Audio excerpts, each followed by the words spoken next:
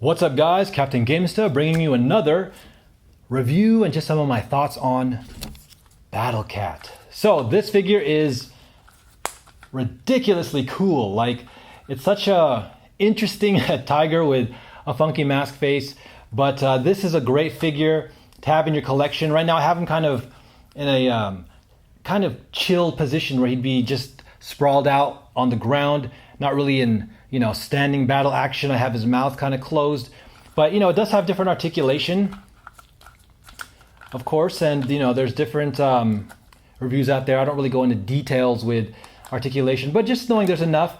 The only thing is you can't really superpose it because the ankles don't bend, so that's a critique that a lot of people have brought up and I agree with. You can only really make them stand up, sprawl out, but I mean, if you have, let's say, maybe rocks or different levels, then definitely having like the ability to bend can give you somewhat more of a action pose. But for me, I just like sprawling them out or having them stand. Now, what I want to say is this figure again captures the spirit of Cringer, and then of course Battlecat.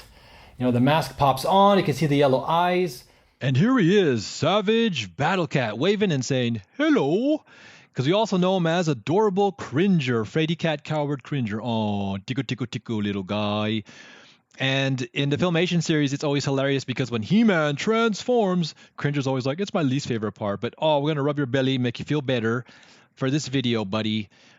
And the interesting thing is here, they give him a belt loop for his armor with so many holes. I'm wondering if it's because they're going to release some play food for him to chomp on. Maybe he'll have to go on a diet, or maybe he'll get a little bit more tummy area, so you might have to adjust that in the future. But anyways, taking a close look at him, I do like the mold, the sculpting. You can see the details in the fur and the yellow stripes here, and he looks great. I mean, they give him this kind of dark green, very vivid look to him, and then the matted armor that's red. Now this is way more colorful than even the Filmation one, but I think that's great. I mean, it just makes him pop, makes him look that much more ferocious. And your eyes are able to just zone in and see him when he's like going into battle and He-Man is like mounted on him. Look at that, rah, with his saber-tooth mold.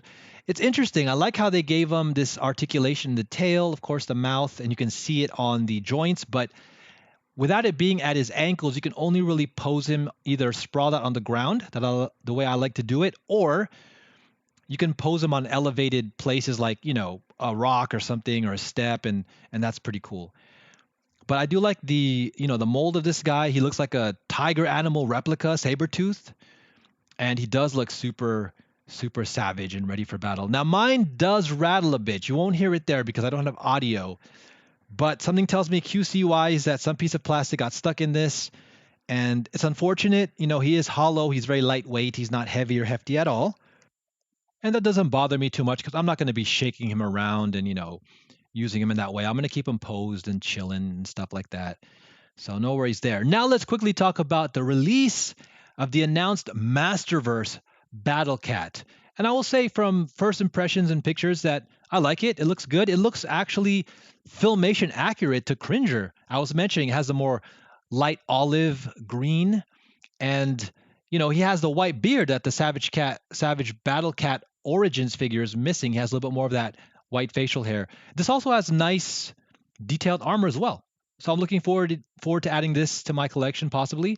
It does make a nice addition, I will say, because this one does look like more of a Savage Battlecat fighter version. It's almost like getting the Masterverse version is like having a Cringer, and then having this guy here is like having the transformation. It's like Prince Adam to He-Man, right?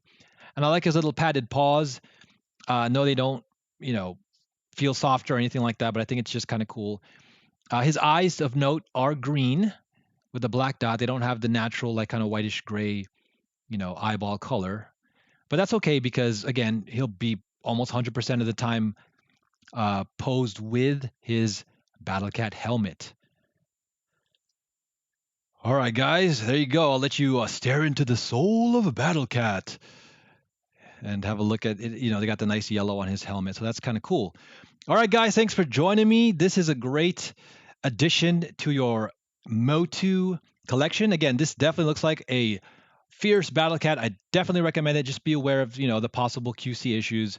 Again, it is a mass-produced line, so hopefully that does get better. You got to take the pros and cons with it.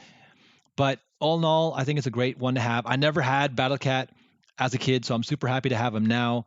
And he makes a wonderful addition to the Origins line. All right, guys, don't forget, like and subscribe. And Captain Gamesta and the Super Fun Force will be coming back at you. Peace.